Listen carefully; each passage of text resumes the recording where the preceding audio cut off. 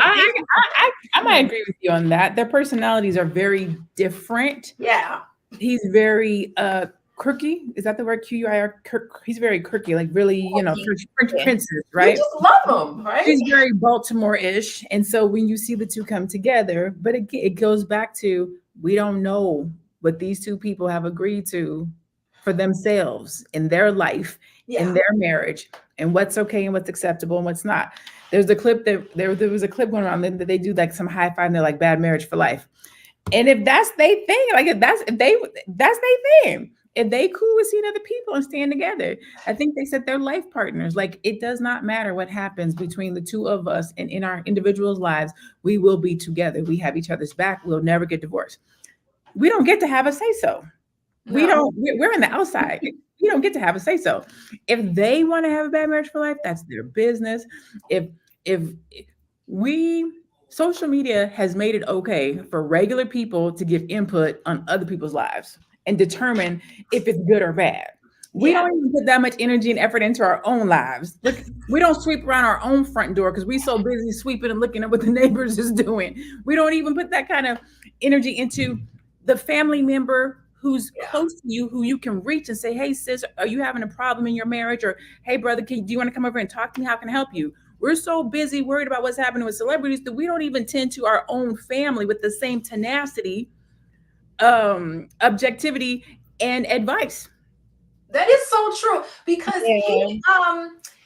that is I agree with that because he doesn't let anybody's opinions, and you can call him a simp or whatever it is, or you can talk about him so bad. He's not gonna let it sway from how he sees his marriage and how he sees his family, his whole family. He is going to support everybody in his family. He don't care what nobody says. And he still comes out on top. I mean, that's beautiful. That's like their agreement or their arrangement. Who knows what goes on in Hollywood?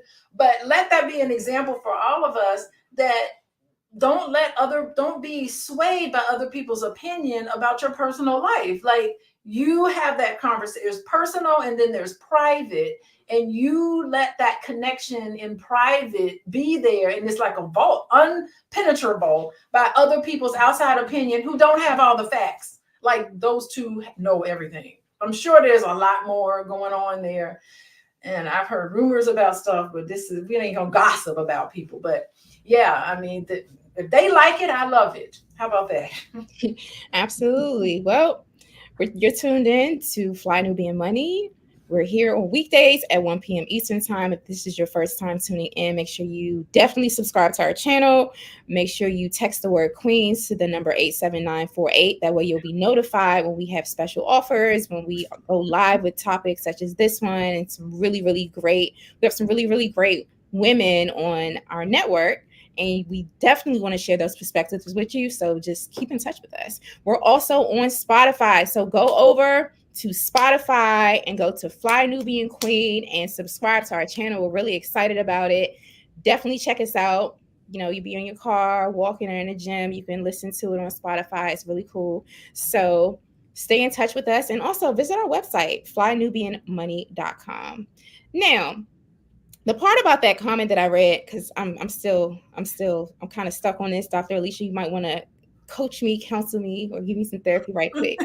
The part of that comment that triggered me was the part that she's not worthy, right? Unworthy, right?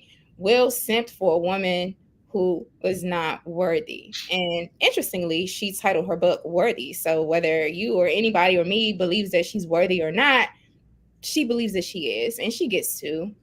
That's her journey. But also, I saw another comment that stated that she was a wife and she cheated on her husband. I think RI put up to cheating on Will. So that may be the origin of that comment. I wanted to get you all's thoughts on this. Dr. Alicia, as a therapist, a relationship therapist, can you start us off with this one? Let me tell you, not only did she cheat on him, but she cheated on him with her son's friend.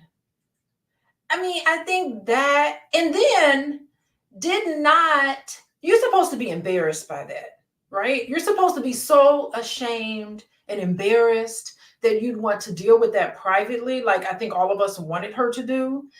Instead, she took that very sensitive topic that was clearly an issue with Will Smith and decided to do a video on it at the red table to sit and talk about how she slept with another man and called it an entanglement, which to me didn't feel like she was really owning up to the entire experience. The fact that he was much younger than her, it just it on the at the end of that video, I could not believe that somebody would be brazen enough to put their business out there and to think that that was a showing an example. Yes, is a liar and envious of Will Smith. Yeah, we can easily draw that conclusion. So I really question Jada and other folks who kind of stick their chest out like, yes, that's what I did, and not feel ashamed. There was no shame coming from her. There was no, I'm really sorry about what the effect this had on you. Like there was just no empathy for the experience of a man who was clearly visibly reacting to what was happening. All of us as viewers could see it, but it seemed like she was oblivious of it and thought, oh, it's a good idea. Let's do a red table talk on how I was sleeping with not just another man, but our child's friend. And I mean, that is a lack of judgment and a lack of self-awareness on her part to think that that was okay to do. Thank you. And a quick follow up question for you, Dr. Alicia. Would you describe that red table talk as an extension or example of emotional abuse? And if Yeah. yes or no, and either way, how do you define emotional abuse? Yeah, and the irony of it is that she brought up on that red table talk really wonderful lessons. She brought experts on there to talk about healthy relationships and unhealthy relationships. It was really a great platform where she introduced mental health concepts to the public during the pandemic when we really needed these concepts. But in terms of applying them to herself, the lack of self-awareness there didn't really seem to come across the way it needed to. And it if she wanted to do a video or do a teachable lesson about infidelity and stepping outside of the framework in which when couples get together, you need to have a conversation about what's acceptable, what's not acceptable. And if you step outside of that, then there has to be some repair work. She could have done so much talking about repair instead of focusing a lot on her infidelity and what she was going through. Like, it was so much about her, which was okay, but we needed to have pivot in that conversation to talk about what Will was experiencing. And we should have seen some evidence of empathy for her, or even feeling sorry for him or for what she did. I think, hopefully she looked enough at the comments or had enough therapy where there's a new sense of self-awareness where she's like, I don't think that went over very well. But it just seemed like she just didn't really care what other people think. I'm worthy and I don't care what other people think. I read the book, Jada. So I mean, Jade, I read the book too. I know you read the book as well, but Yes. it was all about me, myself, and I. And that is a character flaw. Thank you for that. Now, you gave us a very comprehensive therapeutic analysis, mental health analysis of this. Dr. Lene, let's talk about business and branding, because you are an expert in branding and personal branding. We can juxtapose Will Smith's brand with Jada's brand. In my opinion, she's also very successful in her own right, according to whatever her brand is, which is, the Red Table Talk. She did that did really well. I think she lost a lot of supporters after this slap debacle happened, but her book came out and it did really, really well. We see Will Smith's brand as, an actor, and he's in all of these great movies. He's considered an A-list actor. Can you talk to us a bit about the business between like this married couple, and their brands to me are so different and so distinct? Oh, you're muted. Sorry, I was over here taking notes. I do think that their brands are different. I think that Jada had an initial brand when she had the Different World brand, and then she went into acting, Low Down Dirty Shame, and did these various almost comedic roles, if you will. Um, Jason's Lyric, which wasn't a comedy, but she had her own brand, her own kind of identity based on the roles that she played.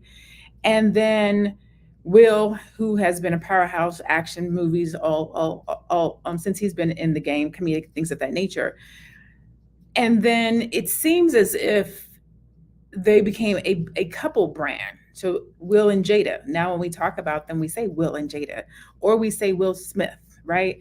So some of, I think, Jada's issues is that she got sucked into Will's brand and kind of lost her own brand and identity because now it's Will and Jada. While Will's doing various movies, multiple movies along their career, Jada kind of just does a little bit here, sprinkles in there. And so if you listen to some of the things that she's talked about as to how they got to where they are, she lost herself. She lost who she was. She started going along to get along, started kind of doing what he was saying to do. And even from the very beginning, if I remember correctly, she was crying on her wedding day. Like her mom was like, "You need to do this. You need to get married." And she was like, "This is not even really what I want," but she did it. And a lot of women find themselves doing that, going along to get along, doing what the man says, doing what the husband says. And the more you do that, you chip away at yourself and you find yourself downtrodden and not living up to who you are, who you're supposed to be. And you can lose your identity. And if we're keeping it on business, your brand, right? You can lose your brand because you get sucked up into this other brand, into this other person, which can play with worth, right? And so to have to go back and write a book called Worthy and have some of these conversations where we're talking about from the perspective of worth, nobody has the worthy want. Not your husband, not the public, not social media, not your pay. No one can tell you your worth, if you're worthy, if you're not worthy. That's a personal thing that somebody has to feel. And so for her to go through everything that she's been through in the public with red table talks, with her husband, with her hair loss, and to still come out and feel worthy is a beautiful thing. It's a blessing. It's not something to joke about or to play with. Cheating doesn't make you not worthy. Having a bad marriage doesn't make you not worthy. Um, Sleeping with your son's friend, it doesn't make you not worthy. It doesn't make you not worthy of love. It doesn't make you not worthy of support. It doesn't, especially if you and this person, this man have said that you guys are life partners and you're going to move forward together as a unit. It doesn't make you not worthy. I think from a business perspective or a brand perspective, it's identifying that there's three different brands here. There's Jada's brand as an individual, there's Will Smith's brand as an individual, and then there's who they are as a couple. But too often, only two of those brands and or businesses get respect, and that's Will and Jada. Wow, thank you. Dr. Alicia, would you like to, any ideas you want to build on before I go? Yeah, I mean, I agree with that. I mean, it doesn't matter. I mean, your behaviors are your behaviors, and you are, worthy no matter what. But if you had self-worth, you don't sleep with your son's child. I mean, your son's friend, your child's friend. Like, and maybe that's what the book, I didn't finish the book, to be honest with you. Maybe that's where she was getting to, you know what I mean? Maybe that was a lesson she needed to learn in and of herself, thinking about Tupac and all these things that's coming out. I think that, those behaviors that she did was an indicator of a lack of self-worth, and that writing that book was a way for her to get back to who she is and maybe have a healthier relationship with her husband and with her family, and to make some of this right. So yeah, it's a signal when you do unhealthy behaviors. It's a signal that maybe you don't feel a sense of self-worth. And that book was her journey toward having better mental health, because I know she talked about how she struggled with depression. I love that because everybody can relate to that, struggling with depression and struggling with mental health issues and overcoming some of these things and, feeling bad about it. And when you feel guilty about it, you try to make it right. What can I do to make it right? okay, maybe there's something wrong with me. That's shame. Maybe I need to change some things about how I feel about myself because I'm doing these behaviors that's not helping. So I like that she can be an example for all of us on that with her memoir. So I encourage people to get the memoir, and to learn about her journey because it's very personal that she talks about personal experiences with ayahuasca and all the plant medicine and all the other stuff she talks about how she is trying to make things right with herself. So I love that she ended the year 2023 with with this memoir. And we haven't seen anything from her lately. Maybe she's just doing her thing. I know she had a production company. I had a girlfriend that worked for Jada Pinkett, and she said she enjoyed working with her. She said Jada was great to work for. She she was professional. She was very generous with the people she worked with. And so she has a reputation of doing really wonderful things in the Black community as long as, alongside Will Smith. So we have to give her props too. So I want to talk about, there's this comment from Be Serious, and it says, so no level of harm, dishonesty, abuse makes Jada unworthy. We don't get to carry the worthy wand at all. We don't get to walk around judging people at all. If somebody was to go and look in your closet and see the things that you have done in your life, have you always been honest? Have you always used your words with integrity? Have you never cheated on a significant other or somebody that you were dating? Have you always told the truth? Like if we were to go and look at other people's closets and other people's background, nobody is walking around here sin free. We all have sinned and fallen short of the glory of God. But yet we sit in, we become internet gangsters and start judging everybody else's acts based on what we think we know. We're not in these people's houses. We give celebrities and people who have money more, we expect them to act with more integrity and behave better than other people. We don't know anything about what's happening in these people's lives. Is it right or wrong? We can only say if it's right or wrong based on our moral character. We don't know if it's right or wrong for them. But then we say, well, she wasn't worthy, or she. Now, what Dr. Alicia says, we can interpret and see things based on her actions. Her actions are saying that she didn't feel worthy. Her actions are this, that, and other. But that's for her to decide. That's not for us to say. We can't say that how somebody's actions and what they did or did not do. She's not worthy of his love. Says who? Who gets to say who's worthy of whose love and who is not? I could say that I know I have done some crazy things in my life where I may not have been worthy of love, but thank the good Lord that somebody saw fit to love me through that, to help me through it. We're too quick to be like, you did something wrong or bad and you're not worthy of it. And yet John over here is taking that chick back on a regular basis. Some of y'all is taking your man back on a regular basis, and he acting the same way that Jada's acting. It's just that it's a man doing it. But because it's a woman that's doing it, oh, hell be damned. Women ain't supposed to act like that, but it's okay when men do it and treat women that way. Get out of here. Thank you so much. If you're just tuning in, you're right here at Fly Nubian Money. We're flynubianmoney.com, and we have panels on weekdays at 1 p.m. Eastern Time. And we're joined today by Dr. Lene Javette and Dr. Alicia Watkins. Dr. Lene Javette is a business coach, and Dr. Alicia Watkins is a therapist. And we are dropping jewels, and we're having this conversation about Will Smith. He has experienced lots of success throughout his career. When the infamous Oscar slap happened last year, when he went on stage and slapped Chris Rock, folks were saying that he was canceled, that he was violent.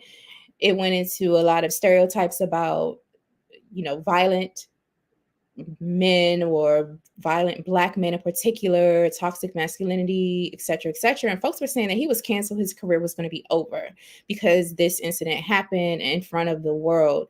However, Bad Boys 4 just came out, and he and Martin Lawrence have yet another successful film. And we're also talking about the learnings from that infamous slap.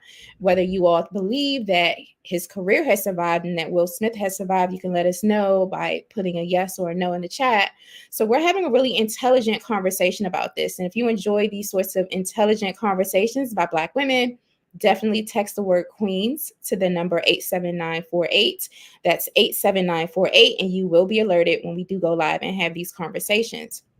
Hey, We're Jay, yes. can we talk about redemption for a second? Because the conversation is, can Will survive the slap? Mm-hmm. Jada survive the cheating? Can I survive being a stripper? Can that person over there survive having done crack in their past? Can that pastor survive X, Y, and Z? Can you in the chat survive your past? Is there such thing as redemption? Can you do some wrong and come back from it, or are you forever judged and unworthy because of an act that you have committed? What are your thoughts, Jade? Yeah, there is redemption. People can be redeemed. And there's a lot of work that goes into self-forgiveness, releasing the shame and releasing the guilt. And I do believe that we're the hardest on ourselves. So I'll speak for myself. I've been really hard on myself about some things that, have occurred in my life that I'm not really proud of, or decisions that I've made that I now take ownership of and responsibility for that I'm not proud of. And unfortunately, we do have a situation where with technology and social media, folks are being as hard on us as we are being on ourselves. And that creates a lot of inner turmoil, and self-forgiveness is key. That's what we have to start there. And so whatever her journey is, whatever mistakes a person has done, it's between them and God. That is their journey. That is their that is their life. I think that these conversations are important because there are things that we can look at to extrapolate from, to grow, and to really mirror our own lives to say, hey, what's the lesson in this for me? What's the lesson in this for me? But I do believe, like, to answer your question further, Dr. Lene, if we hold on to an idea, a false idea that redemption is impossible, that creates so much chaos. It creates so many crises for people because folks are like, oh my gosh, I cannot escape my past. It's over, and that is what I believe. And so it's dangerous to feel that people cannot be redeemed.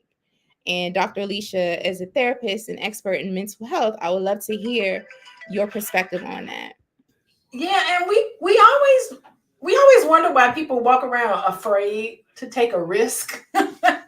This is why, because you make one mistake and then you become a mistake. And I think the issue is what you do when you make a mistake. Do you feel embarrassed? Like, embarrassment is a wonderful feeling because it keeps society in checks and balances. Like, psychopaths don't feel embarrassed by some of the things that they do, right? So embarrassment is a good thing, right? Feeling guilty, that's a great emotion. It's going to move you to want to make things right. I feel very guilty about what I did. Let me make things right. It's the repair. It's what you do after you make that mistake that brings everybody back. It resets everybody back. I am acknowledging what you've done. I did something, it had this impact on you. I didn't intend for that to happen. I feel guilty about it. I'm going to make the steps to make it right. That's part of the apology process. Saying you're sorry is just one step out of many with making things right. And then you have a great conversation and things are cool and copacetic afterwards. The issue is when people make a mistake or when people do something wrong, they don't try to make it right. They see that another person is hurt by their actions, and then they blame them for being hurt. It's what you do when you know that you've done something wrong. It's the character flaws that you're not able to look at. It's when people aren't able to look at their behavior and what they've done and how it's impacted other people and not have ownership of that, and to start pointing fingers at everybody. That's where I think we get, it gets into really harming people, and it's starting to show. People throw the word narcissism out there. I like to say you just can't be empathetic to other people. And why is that? You can't acknowledge that unintentionally.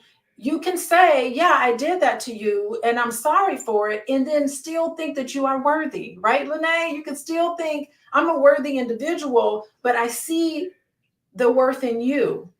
So when people don't see worth in another sentient being and another human being, that tells you that they don't really care about themselves in an unconscious sense. Yes. Thank you for that. And Uh-huh. I felt so uncomfortable reading certain parts of the book.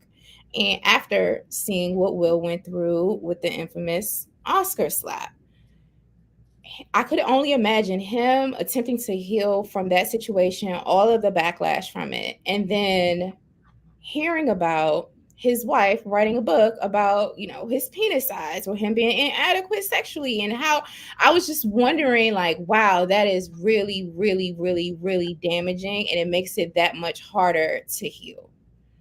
That makes it that much harder to heal. And I'm just glad to see that the movie went well and he is not canceled, because yes, people can be redeemed and they get to be redeemed. So on the screen it says that Will Smith has a net worth of $350 million. I don't know what Chris Rock's net value or net worth is, but that is a lot of money. I know that the film Bad Boys 4 also did really, really well. And so he continues to be successful. Here we are. Bad Boys 1 came out in 1995, and Bad Boys 4 just made over $100 million. Absolutely wonderful. They had a production budget of $100 million, but they made that over, I think they made what up to this point was like 250 million. But on opening weekend, they made over $100 million. So that is a tremendous amount of money and success, and it shows that the people are riding for him. They didn't cancel him. They enjoy his art. They enjoy his art. Did you want to say anything about the financial aspect, Dr. Lene, pardon me, in terms of, that amount of money and success? Is it an indicator that the folks rock with you and support you, or could that be an indicator of something else? No, I think definitely people rock with them and support them. $350 million net worth is nothing to sneeze at, but also making back. I was looking at the numbers. Um, Bad Boy 3, which was the one that they did right before this one, after like what, 10, 15, 20 years between 2 and 3. 2 was done in 2003 and 3 was done in 2020. So in a 17-year break, they 3x the investment. Look at that. The budget was 90 million. They did 424 worldwide. That's crazy. That's crazy. Look at that. People do rock with Will. I think you can, well, I'm not going to say that. I was going to say, I think people can see themselves in Will, and I'm not going to say that because the comments tell us that folks is like, absolutely not. I wouldn't go for it. I wouldn't do it. Couldn't be me. So I don't think that people see themselves in Will.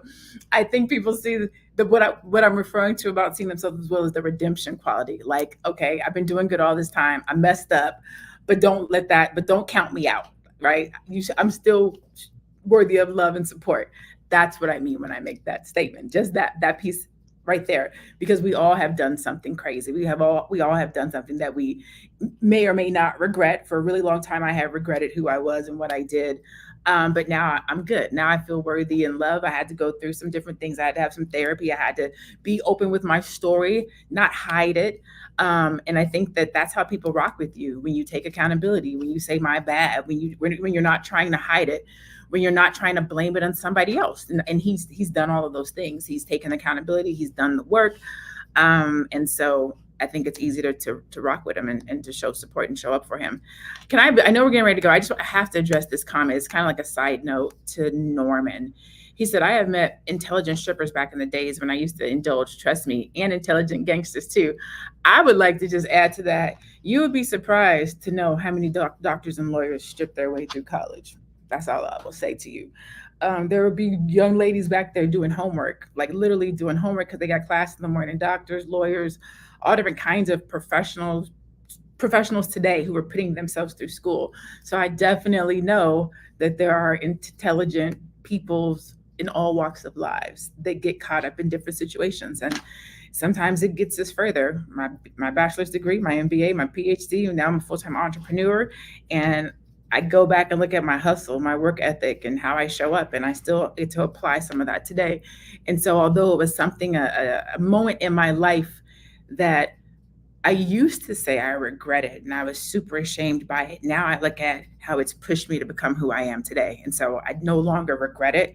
I no longer look at it as a bad thing. It's just a part of my life. It's a part of my testimony. So with redemption comes truth, honesty, authenticity, growth, if we can own it. And that's what I'll say about that. Thank you. Dr. Alicia, would you like to add on? Wait, Dr. Lene, are you telling us something today? Are you saying something? What? Are you self-disclosing something today or what? Like what?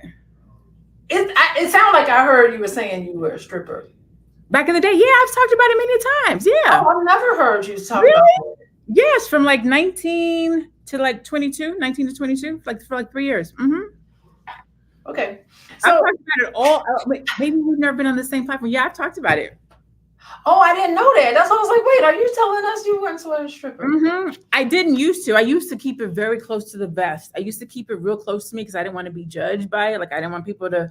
I used to think people won't take me seriously. They're not going to listen to me or who I am today. Like, so I didn't used to talk about it, but I have found the more that I talk about it, the more that I disclose, and it actually works better and it makes me feel more free. It's how I got back to feeling worthy. Like before, I used to feel like that made me who I was.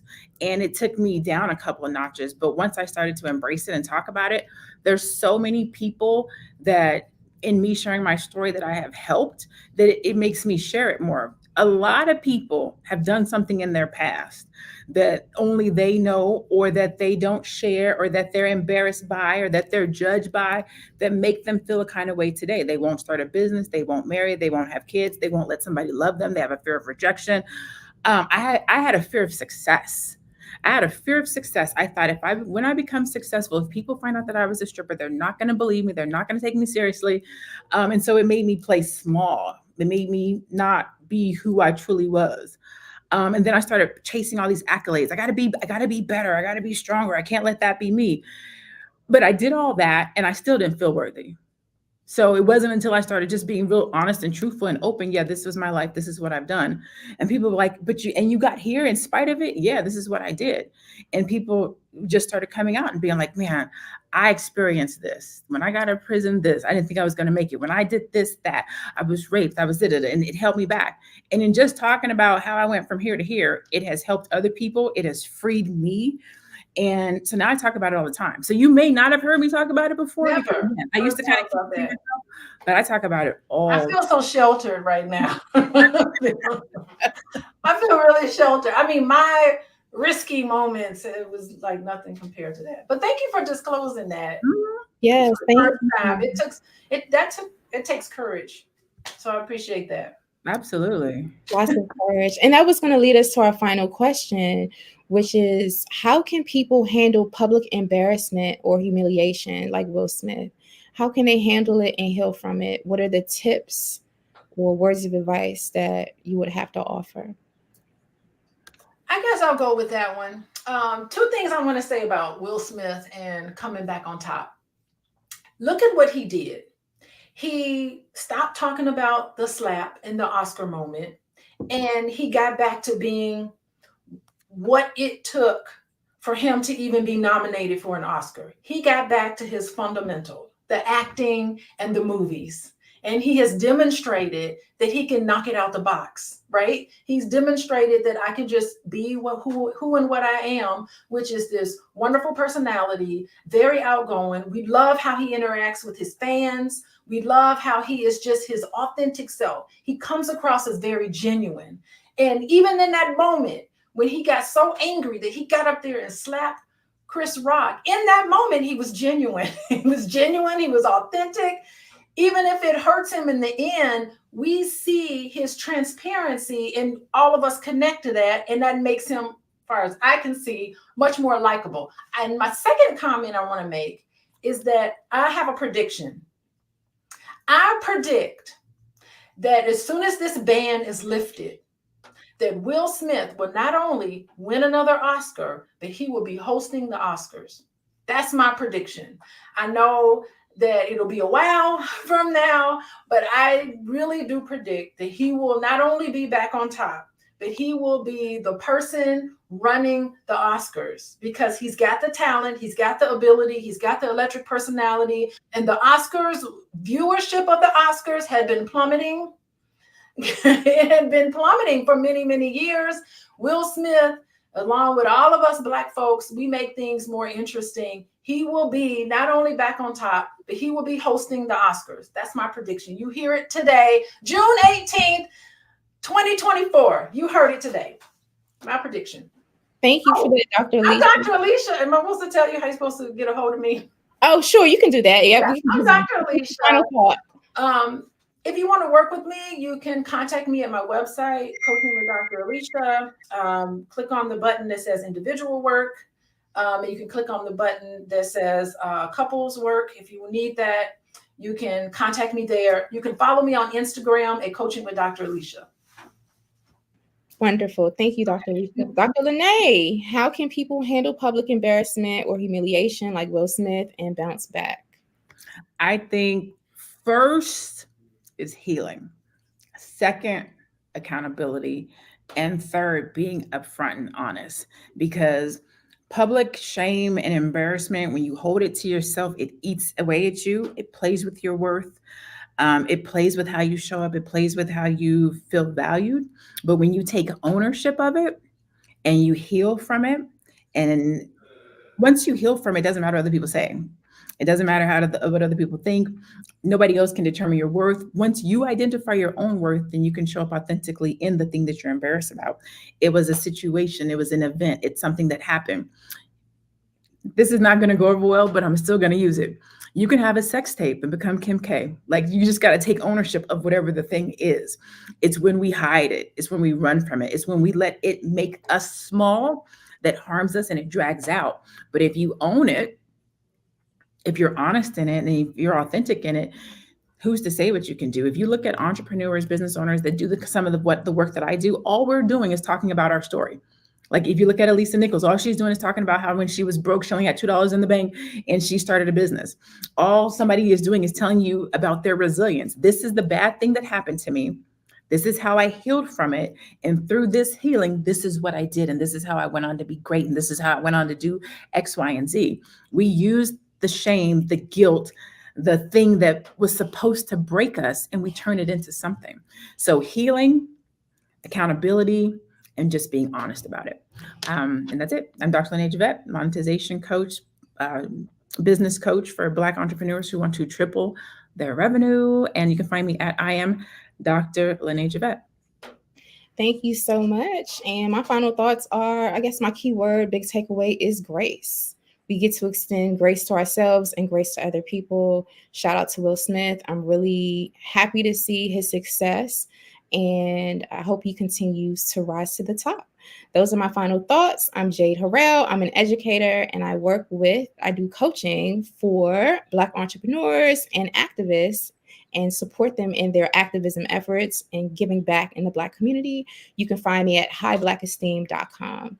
And I'm really grateful to have been a part of this panel with dope Black women that I absolutely love and admire, Dr. Alicia Watkins and Dr. Lene Javette.